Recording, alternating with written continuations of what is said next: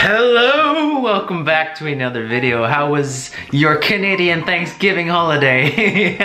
And if you watched the Khabib versus McGregor fight, you know what happened. You saw what went down. You saw all the footage on YouTube and the surprise, oh my god, Khabib won. I told you that Khabib would win. I knew from the beginning when I saw both fighters, I knew Khabib would win, okay? First of all, was I surprised that Khabib was gonna win? No, I was not surprised because I looked at Khabib's fighting background. I saw all of his fights.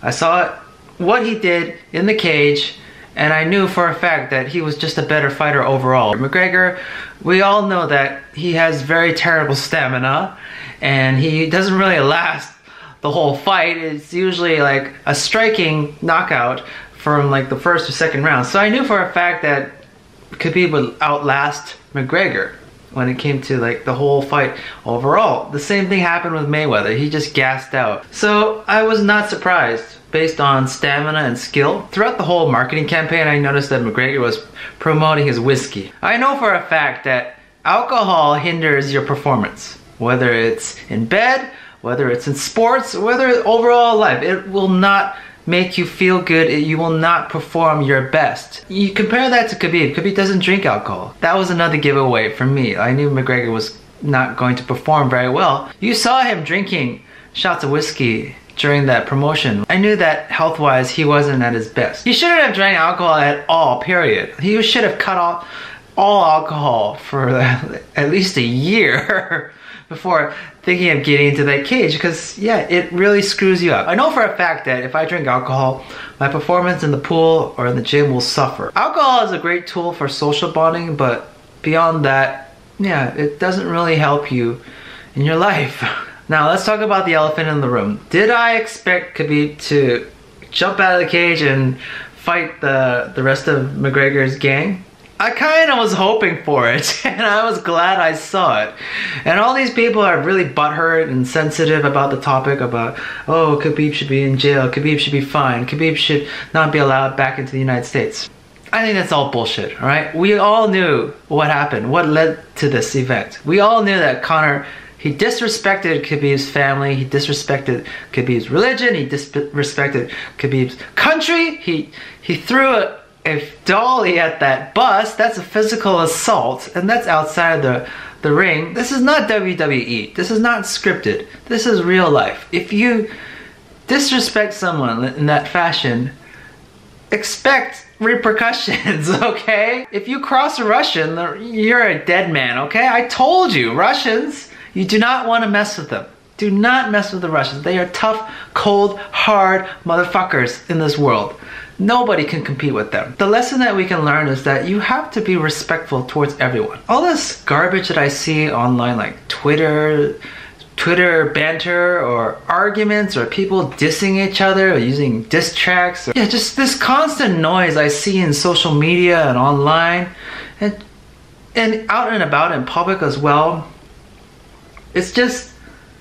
It's not worth it. If we all could learn from Khabib, we would all learn to respect each other. We're all different. We all come from different religions, countries, point of views, but we can all learn from each other and we can all work together. Put on a great fight, we can do business together, we can create things using our minds. So that's why I really don't like social media.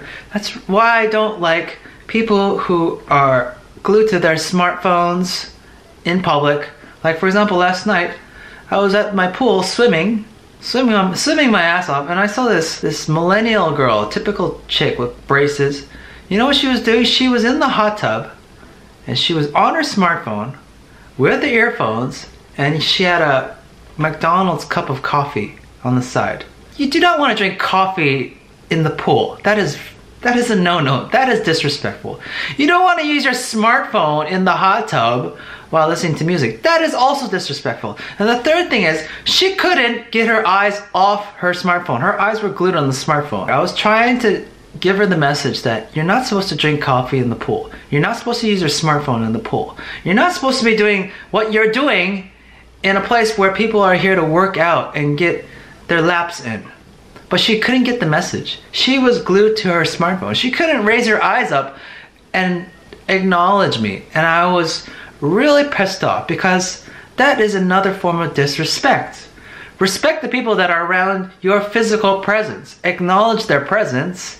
Take your smartphone, take your earphones out, take your book out of your face. Get all of these distractions, these objects away from your face. Human to human, eye to eye. This is the respect that we all deserve.